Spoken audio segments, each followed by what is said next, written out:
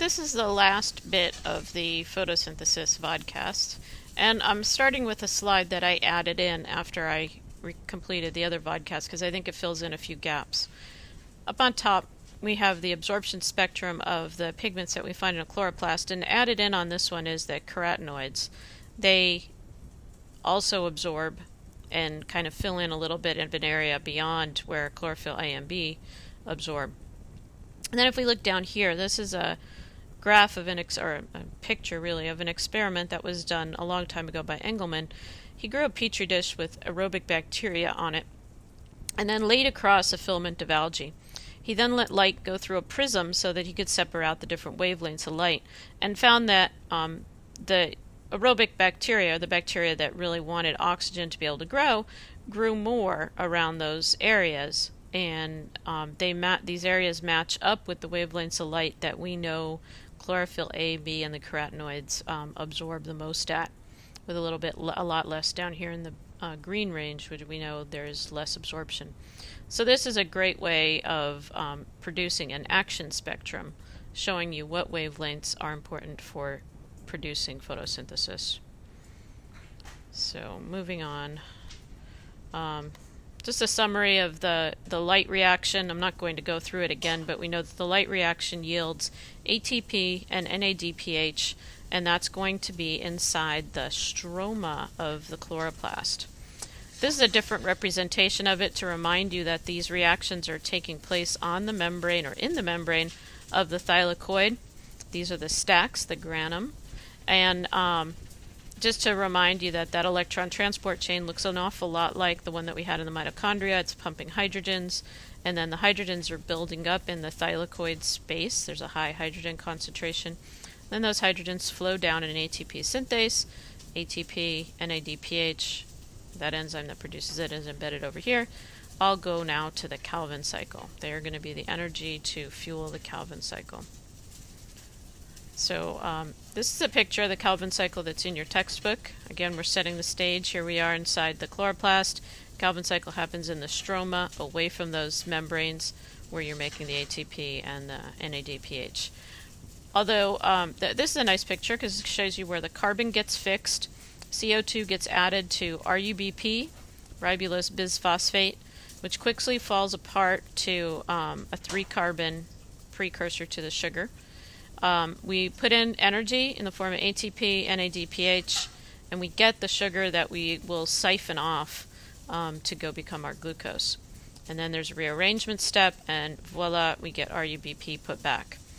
I'm going to switch to the figure that's from the Campbell textbook because it has a couple more details in it that I think are important. So those CO2s, and here the numbers are a hair different. So 3 CO2s are going to be added to 3 ribulose bisphosphate molecules.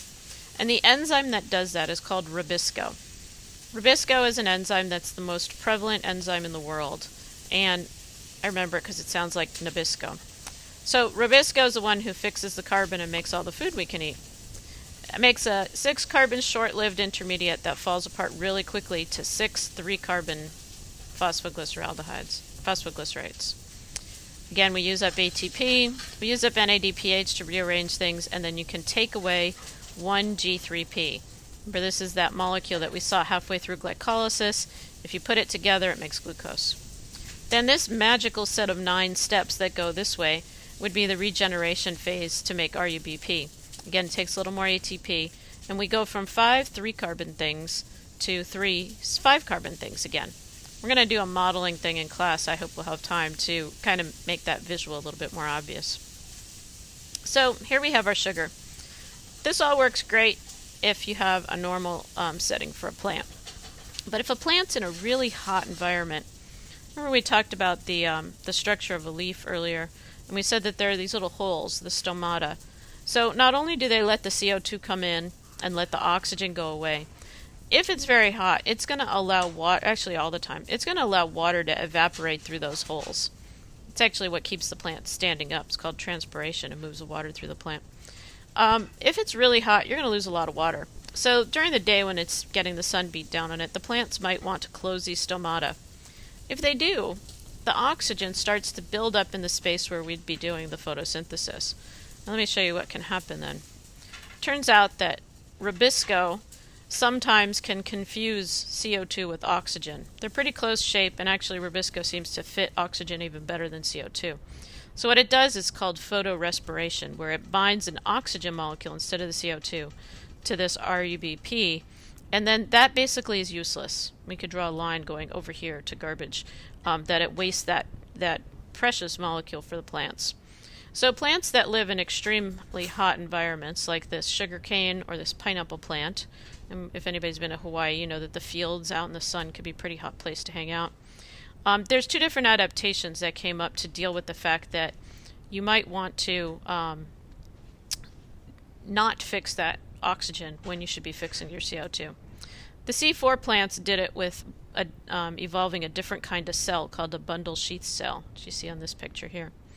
The bundle sheath cell is the one that's very close to a vein, excuse me, and a mesophyll cell is on the outside. So it turns out that CO2 and oxygen and light reaction are going to come into those mesophyll cells, and the CO2 gets fixed with a totally different enzyme, not rubisco, into a 4-carbon oxaloacetate that gets turned into a malate. That goes and gets dropped off in the other cells, and then the CO2 gets fixed in the Calvin cycle now. It's basically isolating the Calvin cycle enzymes from the place where there's lots of oxygen, and instead delivering the CO2 in another form. So you make your sugars, put them in the vascular tissue. Everybody's happy. The CAM plant does a similar thing. It fixes the CO2 into an organic acid, but it just does it with a different timing.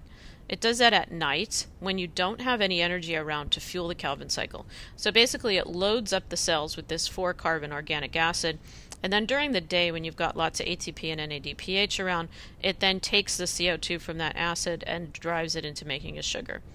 So you get the same thing accomplished, you just do it at a different time.